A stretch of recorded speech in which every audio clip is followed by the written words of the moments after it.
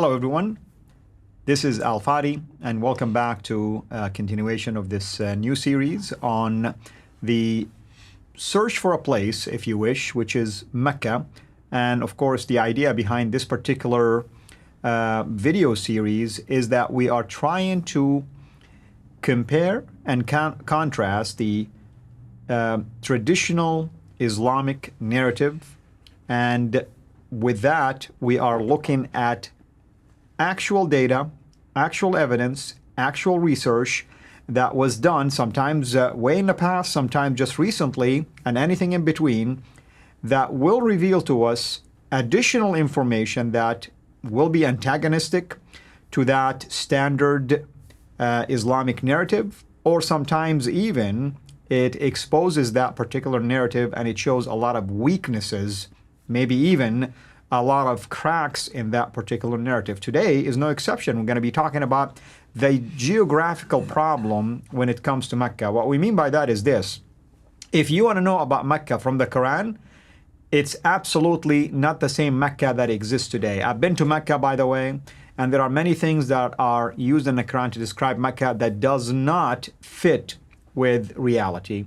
And that's why today's show is going to deal with this geographical problem with Mecca, and with me here in studio is our dear brother, Dr. J. Dr. J, welcome back. Oh, good to be back. Again, here we are, Mecca, the place that has been around since beginning of time, well, since the beginning of humanity, and the place that Abraham rebuilt the Kaaba, the place that all the trade, north, south, east, and west, went through. They gave it its importance. This is the Mecca that we've been told. The standard Islamic narrative has always pushed Mecca. No one's ever questioned it. You didn't question it. I didn't question it. None of us questioned it, because why would we want to question until we started scratching a little bit in the ground? Remember, like the phrase we always say, the more you scratch, the more you find. The more you find, the more we shine. The more we shine, the more they whine. Oh, how sublime.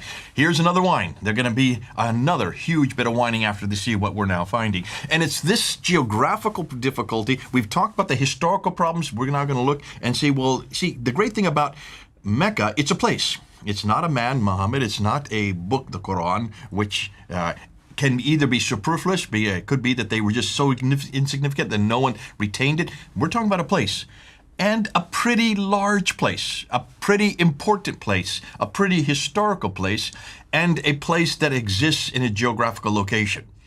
So let's start and ask what we're going to do.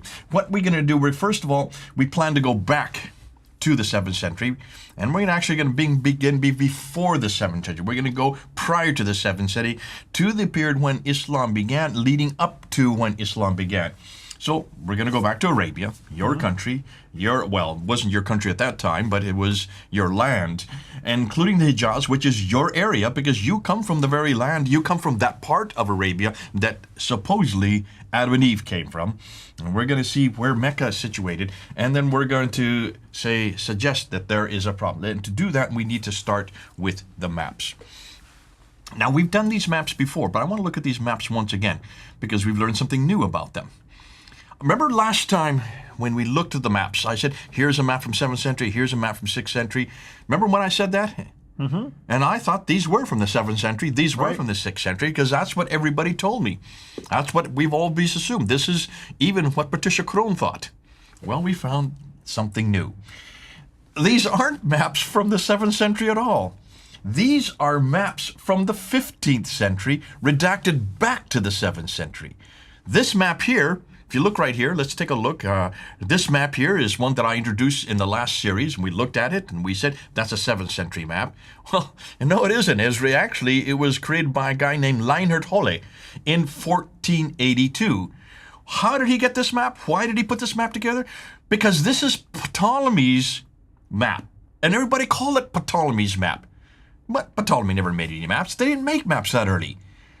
They didn't make maps because they didn't have a bird's eye view of looking down. They didn't even think about looking down. If anything, they would just take coastal barriers and just create coastal barriers and put where the cities were. It was in the 15th century and the 16th century they started making maps. But what they did is they went to Ptolemy's writings, and they assumed by looking at his writings that these places were, putting it on a map. So all these places you see here, take a look at all these names. Notice it shows that there's an awful lot of peoples right in here in the central part of Arabia, right? That's right, yeah. I mean, you can see the Red Sea, you can see the Indian Ocean, you can see the Persian Gulf or the Arabic Gulf in there. Straits of Hormuz, you can see all that there. There's a way up there is the beginning of the Gulf of Aqaba. So, and when you look at this, what's really interesting is that seems very heavily populated, doesn't it? Yes, I mean, from the names in there of towns, yes, it does look heavily populated. What's missing in that map? Well, I mean, let's see. Is the name Mecca in there? Nope.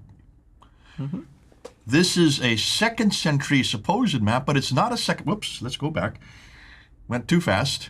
This is not a 2nd century map. It didn't exist. Guys, I'm sorry. I didn't realize it would go. Keep going. Keep going. Here you go. If where that question mark is where Mecca is. If you look carefully, there is no Mecca there. Not at all. That would have been the right location for it if it was there. How come Leonard Holte never brought this up when he created this map? Well, because Ptolemy never listed it. Ptolemy never brought it up. He didn't know of any Mecca. And what's fascinating to me, by the 15th century, they should have known Mecca, because Mecca, by 1400s, had been around for, what, we've been told 700 years by that time? Well, since the time of Adam.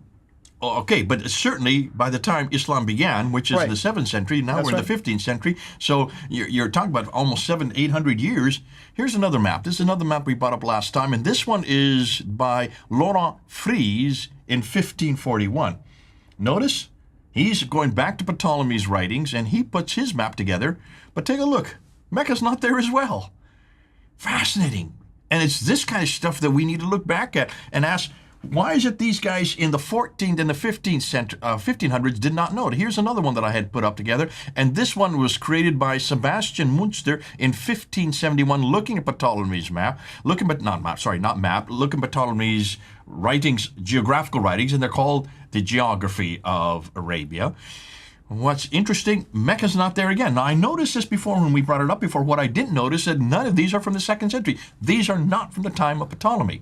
And by the way, I mean, it's interesting because he did capture some really nice geographical features, mountainous areas, and so on and so forth. So why would he miss such an important city when he paid attention to other things? Obviously, and it looks like either he's putting in there haphazardly.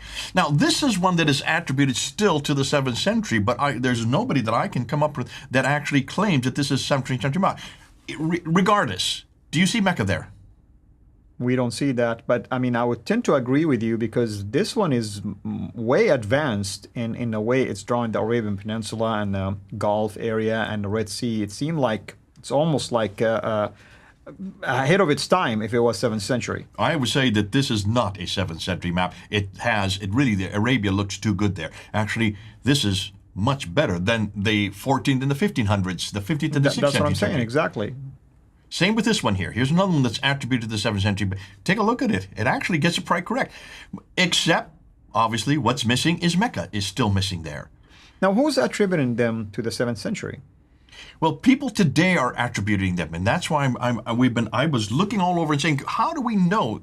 And nobody can really support that. They're just saying, this is a 7th century map. This is what it is.